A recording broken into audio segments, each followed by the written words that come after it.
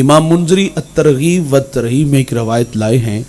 یہ 6 صدی کے محدث ہیں، حدیث کی معتبر کتاب ہے.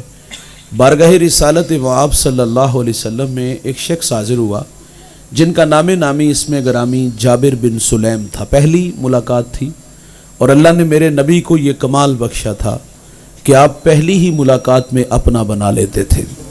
ان کے بول بہاروں جیسے اور اصحاب ستاروں جیسے، مٹھیاں مٹھیاں بولیاں مدنی ڈول دیاں، کنا دے وچ رہندیاں مشری گول دیاں.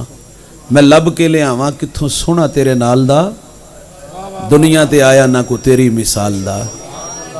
میٹھی میٹھی باتیں من میں اتری، ایمان نصیب ہوا. جانے لگے تو عرض کرتے آقا میرے دامن میں حکمت کے موتی ڈال دیجئے. بھائی جو شخص ابھی ایمان لایا ہے، حضور پہلی نصیحت کیا فرماتے ہیں؟ نماز پڑھا کرو، روزے رکھا کرو، موسم حج آئے تو حج کے لیے نکلو، مال کے نصاب ہو تو زکوٰۃ دو. بھائی جو ابھی ایمان لایا ہے اس کو سب سے پہلی نصیحت یہ فرمائی لا تسبن احدا.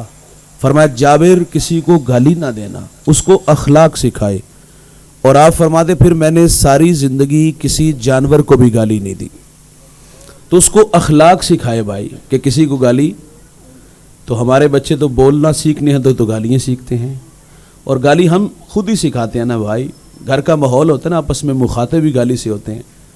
اور بچپن کی گالی نے ہنس دیا، بڑا ہو کے گالی دیتا ہے تو ہم کہتے ہیں ہماری بہو نے تعویذ ڈال دیے. اس کا کوئی قصور نہیں، وہ تو 2-4 ماہ ہوئے اب ہمارے گھر میں آئی ہے. 25 سال ہمارے ہی زیر تربیت رہا ہے، تو 25 سال گھر سے اس نے سیکھا ہے. تو بھائی جان جو سکھائیں گے اس کے نتائج آئیں گے. اولاد کو نیک بنانا ہے تو آسان سا طریقہ ہے، آپ خود نیک بن جائیں. اگر گالی دیں گے تو پھر بچوں سے گالیاں ہی بڑے ہو کے ملیں گی.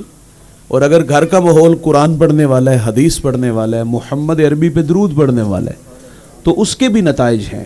شیخ جزولی ایک بہت بڑا نام، دلائل الخیرات، درود پہ امت کو تحفہ دیا، لکھنے کا سبب بیان کرتے. آپ فرماتے میں سفر میں تھا، نماز ظہر کا وقت تنگ تھا، ایک کنواں نظر آیا لیکن پانی نکالنے کے لیے ڈور رسی نہیں تھی. قریب ایک 8-9 سالہ بچی بکریاں چرا رہی تھی. میں نے کہا بیٹا اپنے گاؤں سے ڈور رسی لا دو. وہ ڈور رسی نہیں لینے گئی. حضرت سے کہتی ہے کہاں کے ارادے ہیں؟ آپ فرماتے میں نے منزل سے آگاہ کیا. حضرت آپ کا نام، شیخ کا نام بڑا معروف تھا.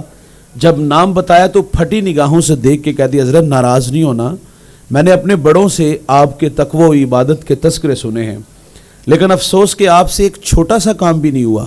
شیخ فرماتے یہ بات کہہ کہ بچی کنویں پر آئی اور کنویں پہ آ کے اس نے تھونک پھینکی تو وہ چشمہ بن کے پانی اوپر آ گیا.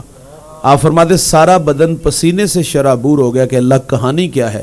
خیر وضو کیا، نماز پڑھی، بچی کو بلا لیا کہ بیٹا کیا وظیفہ پڑھتی ہو جس کی برکت سے یہ پانی اوپر آیا؟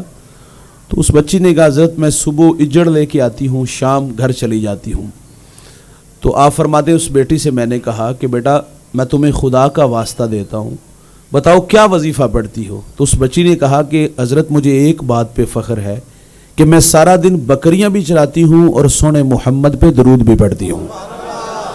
اس نے کہا میں نے تو حضور کی سنت کو ادا کیا ہے کہ حضور سفر میں تھے، پانی کی ضرورت تھی، سرے راکوں آیا تو حضور نے اس میں اپنا لعاب دہن پھینکا تو وہ چشمہ بن کے پانی اوپر آ گیا. میں فرض محبت ادا کر رہا ہوں، کسی کی ادا کو ادا کر رہا ہوں. بچے بڑوں سے سیکھتے ہیں، ہم جو سکھائیں گے